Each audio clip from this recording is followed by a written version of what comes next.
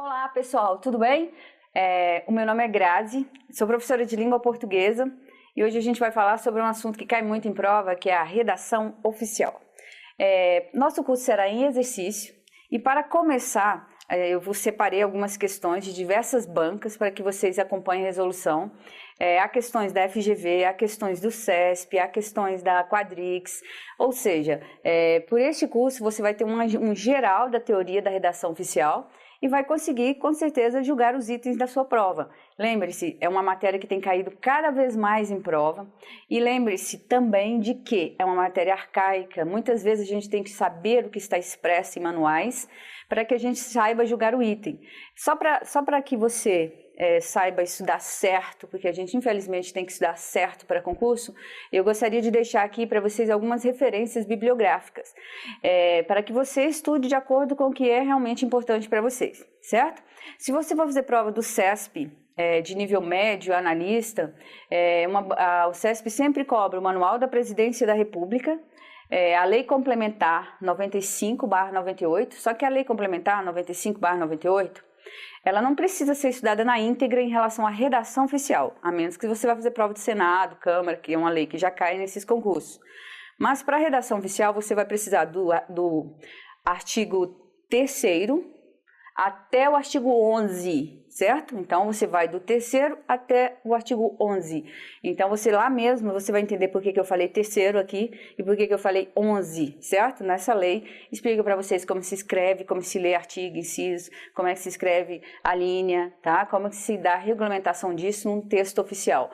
Essa lei fala sobre a confecção de atos normativos, né? Então, de leis.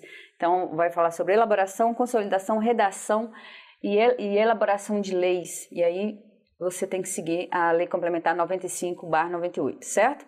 Outras regulamentações, como ata, requerimento, que são concursos já mais específicos, como Sens Gran Rio, que já é uma banca que tem capacidade de cobrar isso. Se for fazer prova da FUB, que cobra edital específico, no próprio edital há a informação específica que você tem de estudar, o manual de redação da FUB. Aí já existem outros documentos como ata, requerimento, aí você tem que sempre seguir o seu edital. Mas lembre-se, a máxima é o Manual da Presidência da República e aquele manual, você não precisa estudar aquele manual lá, quase 300 páginas. Você vai estudar somente da página 3 até a 27, que vai falar sobre linguagem, pronome de tratamento, vocativo e os documentos oficiais. Depois você precisa entender quais são as informações dos atos normativos, o que é uma portaria, qual é a estrutura de uma portaria, o que é um decreto, e aí você pode ir ao final do manual e você vai encontrar os atos normativos. Mas lembre-se, não precisa estudar todo o processo legislativo, você vai estudar somente o que interessa à confecção do ato, tá? E isso você encontra no Manual da Presidência da República, tudo bem? Caso você estude para a prova da Câmara, tem de observar se eles vão citar o manual da Câmara, porque a Câmara tem manual específico e você já tem um manual bem maior, cheio de outros documentos que não estão no manual da Presidência. Se você for estudar o Senado, se você fazer prova para o Senado, aí você já vai ter de estudar o manual de elaboração de textos do Senado Federal também, além de todas essas informações que eu falei da Lei Complementar. Você também tem de saber o Manual da Presidência da República. Lembre-se, o Manual da Presidência da República é base para todos os concursos, certo? Então, ele é a indicação, foi criado na mesa da Presidência da República e, infelizmente, é arcaico, não houve reformulação, muitas coisas que são citadas lá já não se usam mais na administração, ou muitas coisas que estão citadas lá são diferentes do que são usadas, certo? E você tem que levar em consideração o que está expresso na letra lá do manual e não o que a gente geralmente pratica. Então, a prática, ela nos corrompe um pouquinho, certo?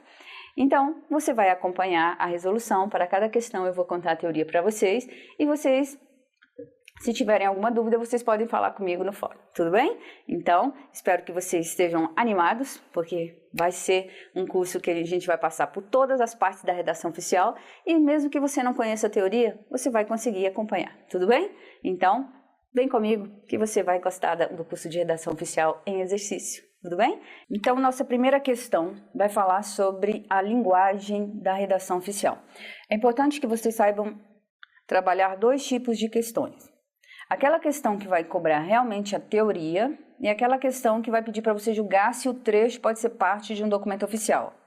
Bancas como Sesgran Rio, ESAF, FCC, FGV, Funiversa, essas bancas, elas têm a mania de cobrar marca alternativa, então pode ser que você encontre mais teoria. Agora o CESP já é uma banca de julgue os itens, então ele pode colocar situações hipotéticas. Para você avaliar, então, anote ou lembre-se quais são os princípios da linguagem. Então, quando o servidor for redigir um documento oficial, ele tem que saber que ele está redigindo para o serviço público, certo? Então, quem que é o emissor da comunicação? O único comunicador é sempre o serviço público. E com quem ele se comunica? Ele se comunica com outra unidade do serviço público, ou ele se comunica com o particular, o público de maneira diversa, pode ser uma empresa, pode ser o cidadão, enfim, ele pode se comunicar com o público. Mas lembre-se, o único comunicador é o serviço público e ele está se comunicando com outra unidade ou ele se comunica com o particular. Nesse caso, você tem que se lembrar que não existe uma pessoa, existe aí uma instituição, serviço público, um ente, certo? Então não haverá como você se posicionar a respeito de informações pessoais. Então aí o manual estipulou princípios de linguagem, a saber, toda a linguagem tem de ser impessoal, então impessoalidade, e a impessoalidade tem de estar de acordo devido à questão do artigo 37 da Constituição Federal. Então, a impessoalidade como um dos princípios mesmo, certo? Todo o texto oficial tem que ser claro, então clareza é um dos princípios. Para manter o princípio, todo texto tem de ser de entendimento imediato por todo receptor, certo? Porque a informação está centrada no receptor, porque ele tem de entender a informação para que ela seja tramitada, para que haja celeridade. Então, a clareza, ela influencia em relação à publicidade, que também é outro princípio do artigo 37, que também deve ser observado em relação aos atos. Então, do artigo 37, além de todos os princípios, devem ser norteadores, mas principalmente a impessoalidade e a publicidade.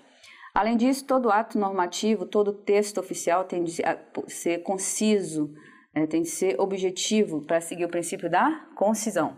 Lembre-se, concisão não é economia de pensamento, é economia de estruturas, certo? Não é economizar no pensamento, sim economizar na linguagem, economia linguística de palavras. Todo ato tem de ser formalidade, então você tem que seguir os bons costumes, tem de haver, você tem de ser cortês, cerimonioso, usar a palavra no sentido escrito e não no sentido oral, certo? E todo ato tem de ser uniforme, que é a uniformidade, que é o princípio da linguagem. Então, em relação à linguagem, a uniformidade, ela atinge a maneira única de se escrever.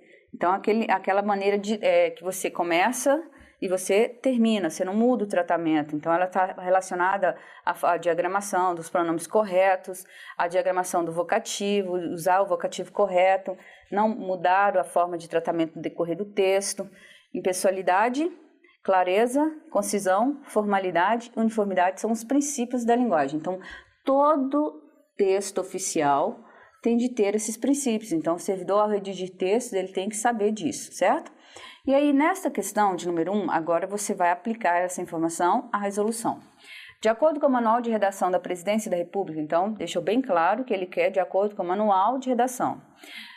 O tratamento impessoal. Então, ele quer saber o que é impessoalidade, que deve ser dado aos assuntos que constam das comunicações oficiais decorre.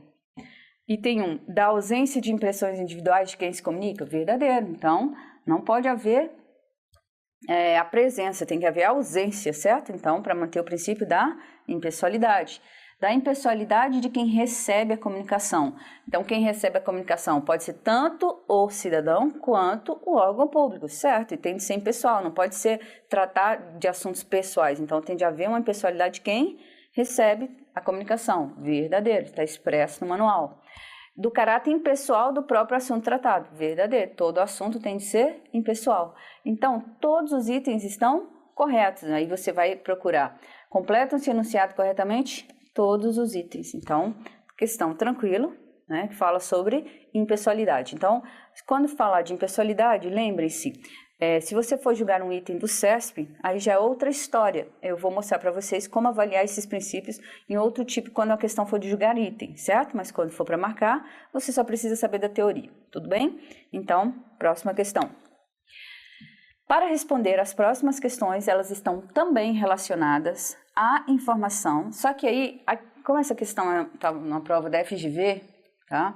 Essa prova do Senado Federal, não se importe, porque você pode acrescentar essas informações para o seu conhecimento, tudo bem? Então, quando ele fala, as questões referem-se ao manual de redação da Presidência da República e ao manual de elaboração de textos do Senado Federal. Não importa, porque também é um manual que você pode usar para você estudar.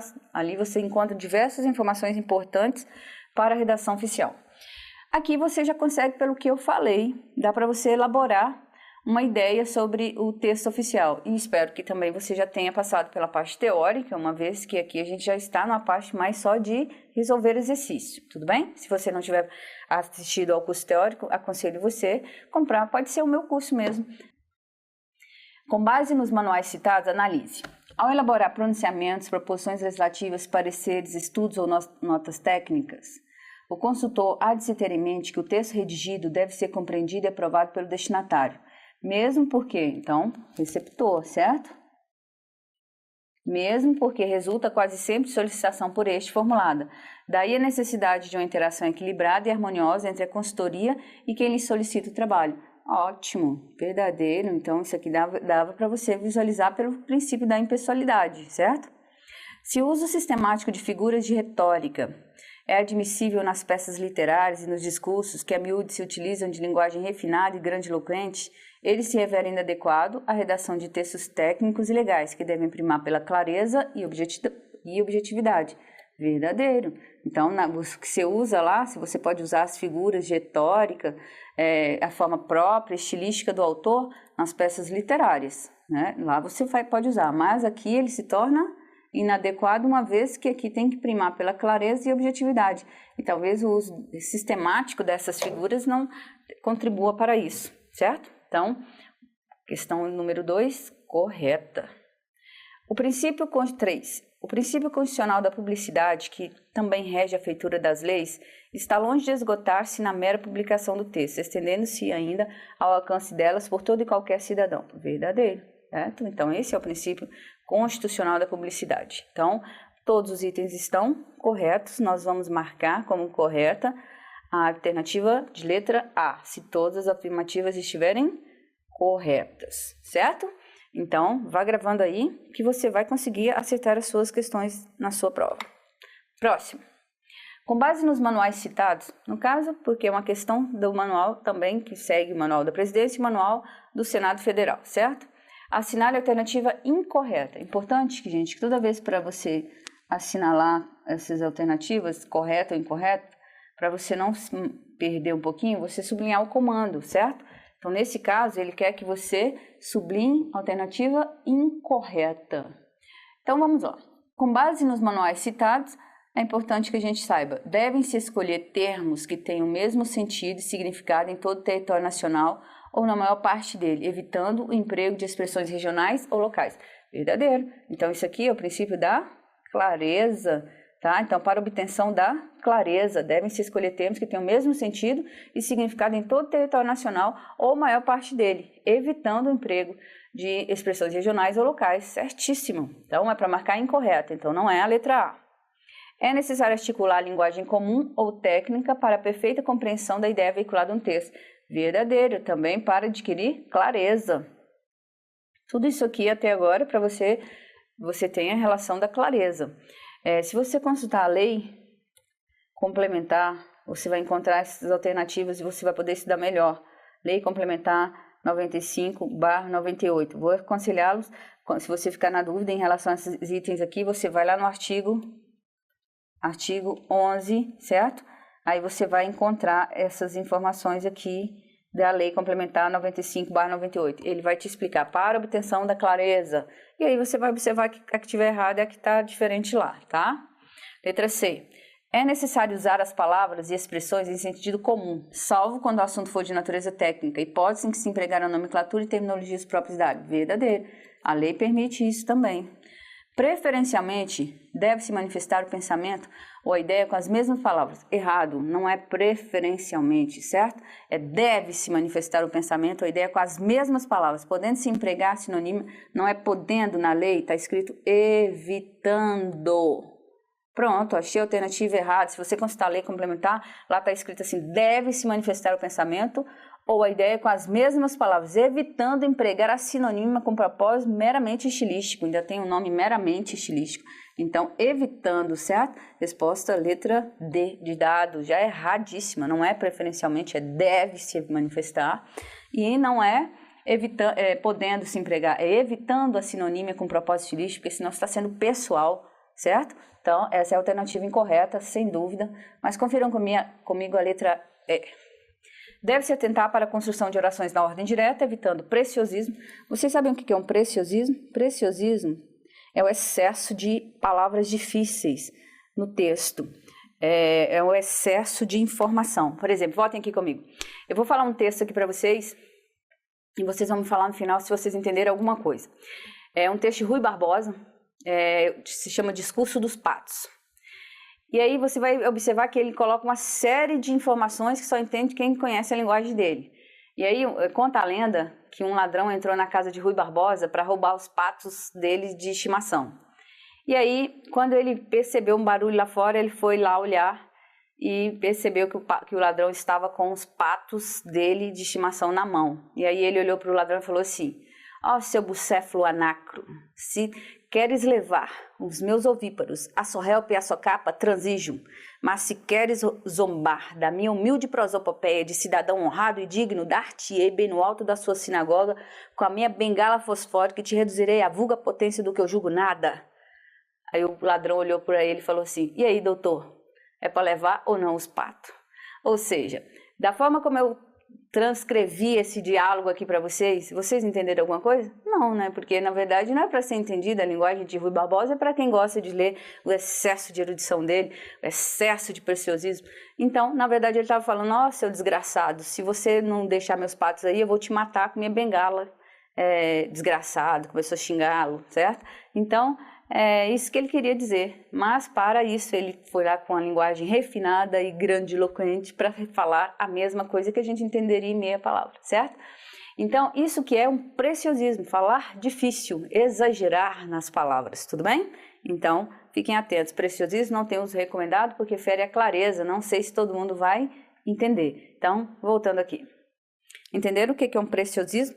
Neologismos são palavras criadas. Aí se eu fosse falar sobre todas as literaturas que eu conheço aqui que há neologismo, a gente ficaria aqui um tempão só falando disso. Mas lembre-se, neologismos são palavras novas, são palavras criadas. Mas só mais um texto aqui para vocês. Aí lá o Drummond, ele tinha uma namorada que se chamava Teodora.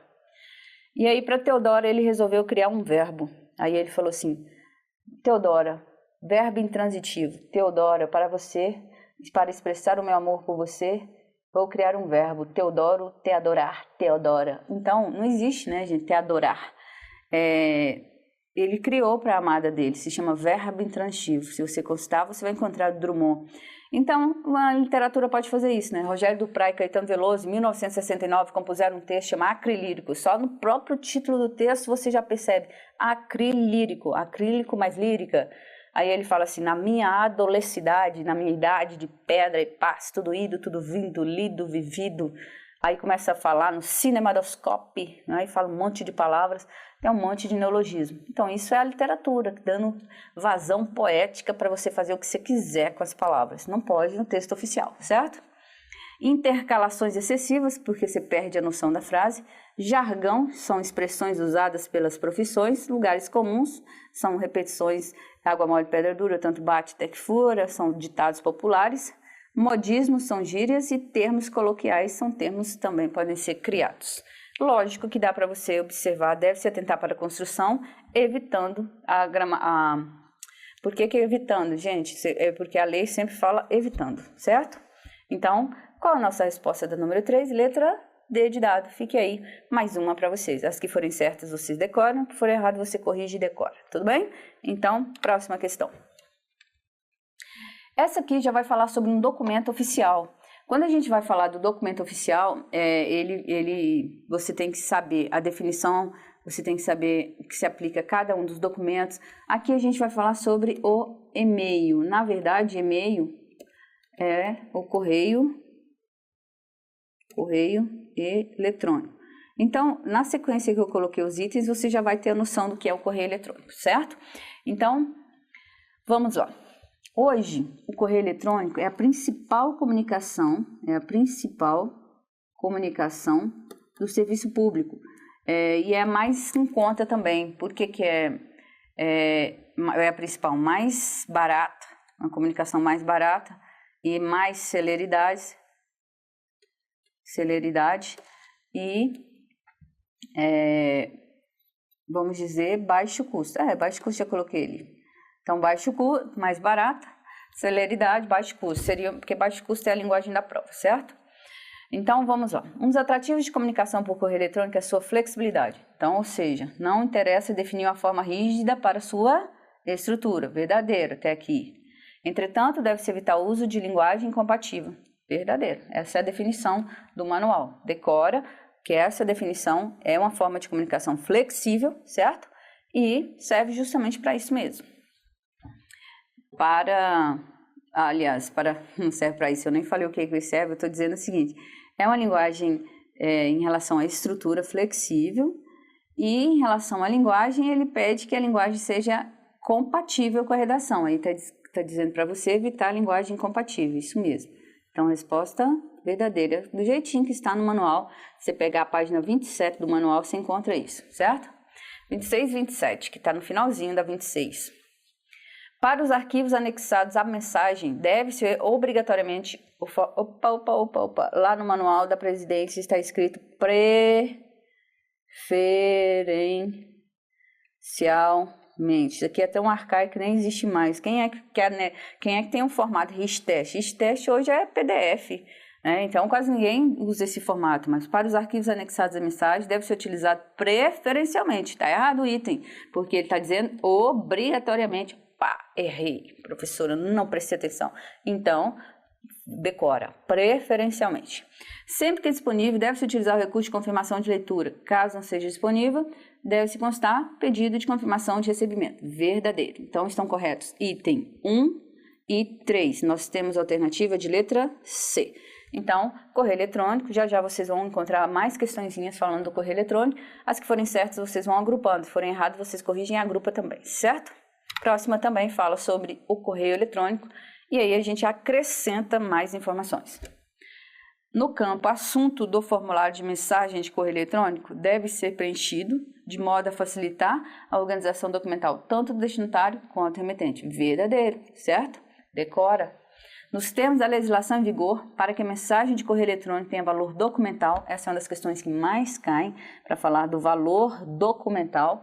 Isto é, para que possa ser aceita como documento original, é necessário existir certificação digital que ateste a identidade do remetente na forma estabelecida em lei.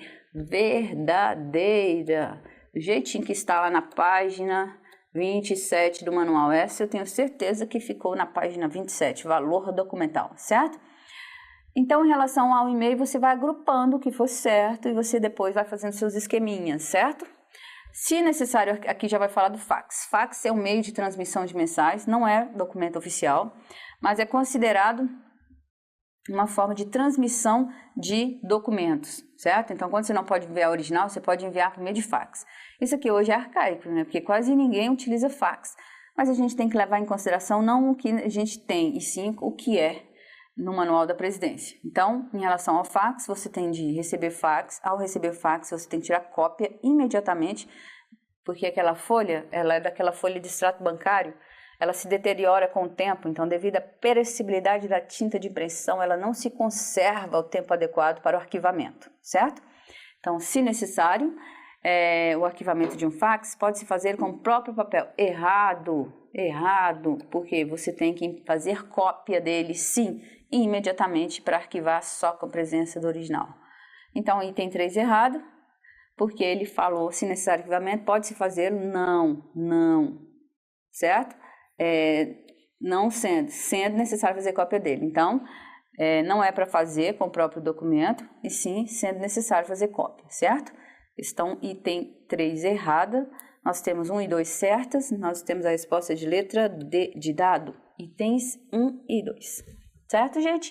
Então, como vocês já começaram a perceber, existem diversas informações para vocês decorarem. Lembre-se, quando for certa, você decora. Quando for errada, corrige e decora. É assim que você vai passar de forma mais rápida, fazendo exercício, certo? Então, para que a gente dê continuidade, vamos mais uma questãozinha aqui. Essa próxima questão, voltando aqui comigo. Para que a gente responda a próxima questão, a gente vai ter que ter vários tipos de raciocínios.